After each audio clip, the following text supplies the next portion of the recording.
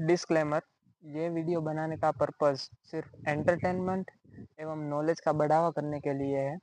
इस वीडियो के माध्यम से किसी भी साइंटिस्ट, किसी भी एजेंसी या किसी भी कंपनी को झूठा ठहराने की कोशिश बिल्कुल भी नहीं की गई है। और इसके बावजूद किसी को इस वीडियो की वजह से ठेस पहुंचती है तो हम उसके लिए कुछ कर नहीं सकते। धन्यवाद। क्या आप सबको पता है कि 2024 में एक सीक्रेट फॉर्मूला लीक हो जाने की वजह से नीट 2024 में 60 से ज़्यादा स्टूडेंट ने 720 में से 720 मार्क्स स्कोर किया था। तो क्या था वो सीक्रेट फॉर्मूला, आज हम जानने वाले हैं इस वीडियो में। तो चलते हैं फॉर्मूले में। तो स्टेप 1 में सबसे पहले कोई भी नीट टॉपर का डीएनए क्लेम करा जाता है और उस डीएनए को एक टेस्ट ट्यूब वगैरह में कलेक्ट किया जाता है और उस टेस्ट ट्यूब में डीएनए के साथ साथ आरएनए का पाचन करने के लिए आरएनएज, प्रोटीन का पाचन करने के लिए प्रोटीएज और बचे हुए लिपिड का पाचन करने के लिए लाइपेज डाला जाता है। और हाँ, ध्यान रखना, भूल से भी डीएनएस मत डाल देना, क्योंकि अगर डीएनएस डाल दिया तो टेस्ट ट्यूब में कुछ नहीं मिलेगा, डीएनए का भी पाचन हो जाएगा। तो बचा कुचा डीएनए जो है वो चिल्ड इथेनॉल यानी कि ठंडा इथेनॉल डालकर शुद्ध डीएनए को अलग कर लेंगे और उस शुद्ध डीएनए में हम रिस्ट्रिक्शन एंजाइम डालेंगे, जिसकी मदद से डीएनए जो है हमारा वो छोटे छोटे टुकड़ों में बट जाएगा। तो उस छोटे छोटे टुकड़े में डीएनए को बांटने के बाद अगर उस जेल की प्लेट के ऊपर उस डीएनए को डालेंगे और उसके दोनों से पॉजिटिव और नेगेटिव इलेक्ट्रिक नोट्स रखेंगे और उसमें से इलेक्ट्रिसिटी पास करवाएंगे। और डीएनए जो है वो नेगेटिव होने की वजह से वो पॉजिटिव की तरफ अट्रैक्ट होगा। और याद रखना, जितना छोटा डीएनए होगा, जितना छोटा डीएनए का साइज होगा, वो उतना ही पॉजिटिव नोड की तरफ ज़्यादा अट्रैक्शन होगा। और इसी इसी के बाद हम स्पेसिफिक जीन जिसमें नीट में टॉप करने के लिए, यानी कि नीट में 720 में से 720 मार्क्स लाने के लिए जो ज्ञान भरा हुआ है, उस स्पेसिफिक जीन यानी स्पेसिफिक डीएनए का हम इल्यूशन करके वहां से हम निकाल लेंगे और उसको एक अलग टेस्ट ट्यूब में डालेंगे।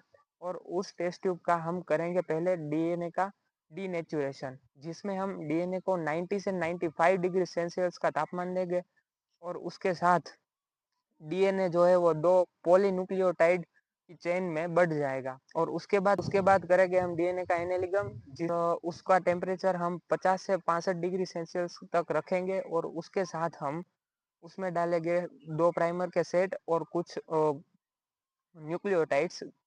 और लास्ट में करेंगे डीएनए का एक्सटेंशन, जिसमें हम थर्मस एक्वेटिक्स नाम का एंजाइम टेस्ट ट्यूब में डालेंगे, जिसकी वजह से डीएनए जो है वो हाई टेम्परेचर पे भी टूटेगा नहीं। और उसके साथ हम डालेंगे डीएनए पॉलीमरेज, जिसकी मदद से डीएनए और बड़ा होता जाएगा और बढ़ता ही जाएगा। और इस प्रोसेस जिसमें डीनेचुरेशन, एनालिगम और एक्सटेंशन हुआ है, उस प्रोसेस को हम पीसीआर यानी कि पॉलीमरेज चेन रिएक्शन के नाम से भी जानते हैं।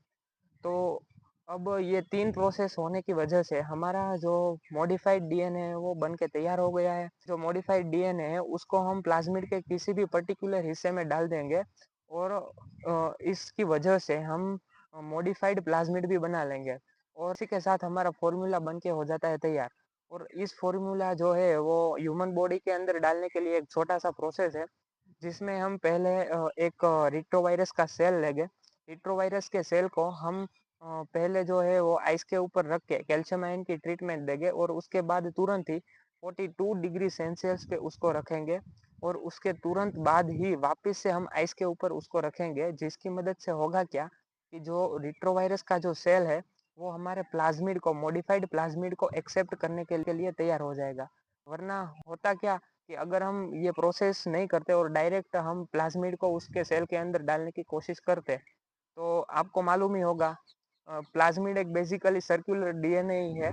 तो सर्कुलर डीएनए होने की वजह से डीएनए जो है वो हाइड्रोफिलिक होता है और आपको मालूम ही है हमारा जो सेल होता है लिपिड के बाइलेयर से बना होता है, जिसको हम हाइड्रोफोबिक के नाम से भी जानते हैं। तो इसलिए हाइड्रोफोबिक होने की वजह से सेल को इस प्रोसेस में से पास करवाएंगे, जिसकी मदद से वो हाइड्रोफिलिक डीएनए को भी एक्सेप्ट कर लेगा और ऐसे ही हम डीएनए प्लाज्मिड, हमारा मॉडिफाइड प्लाज्मिड उस रिट्रोवायरस के सेल के अंदर डाल देंगे और इस सेल को हम वापस से रिट्रोवायरस में ही डाल देंगे। तो बेसिकली रिट्रोवायरस वो वायरस है जो ह्यूमन के सेल को कन्वर्ट करता है कैंसर के सेल में। लेकिन ये वायरस का इन्फेक्शन अगर हम किसी भी ह्यूमन को करेंगे तो कैंसर सेल नहीं फॉर्म होगा। इसके पीछे का कारण है कि इसके रिट्रोवायरस के सेल के अंदर मॉडिफाइड प्लाज्मिड है, जिसकी वजह से उसका जो कैंसर में बदलने का जो जीन था वो कैंसल हो गया है और हमारा मॉडिफाइड प्लाज्मिड बन चुका है जिसमें कैंसर फॉर्म करने की ताकत नहीं है।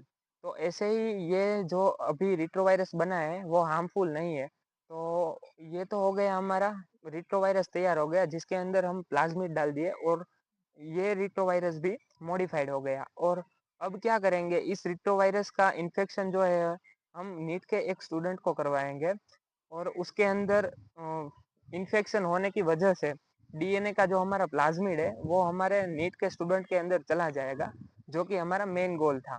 और बेसिकली होगा क्या कि जो नीट के टॉप करने का जो डीएनए का टुकड़ा है वो हमारे ह्यूमन बॉडी में आ चुका है और ऐसे ही नीट मेकर फॉर्मूला बन जाता है और इस स्टूडेंट जिसको हमने ये चेप इन्फेक्शन करवाया है वो एग्जाम में फाइनली जाएगा और मचा देगा, 720 में से 720 मार्क्स लेके आएगा। तो देखा आप लोगों ने कि किस तरह से नीट मेकर फॉर्मूला लीक हो जाने की वजह से और नीट 2024 में 60 से ज़्यादा लोगों ने 720 में से 720 मार्क्स स्कोर किया था।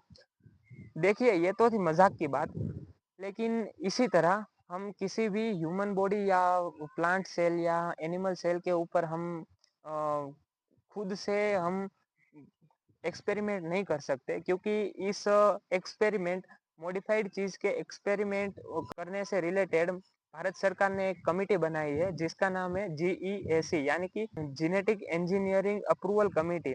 तो इसमें ये कमिटी डिसाइड करती है कि कौन सा मॉडिफाइड जीन या कोई भी मॉडिफाइड चीज जो है वो एनिमल सेल या फिर प्लांट सेल के अंदर उसका एक्सपेरिमेंट होगा या नहीं होगा।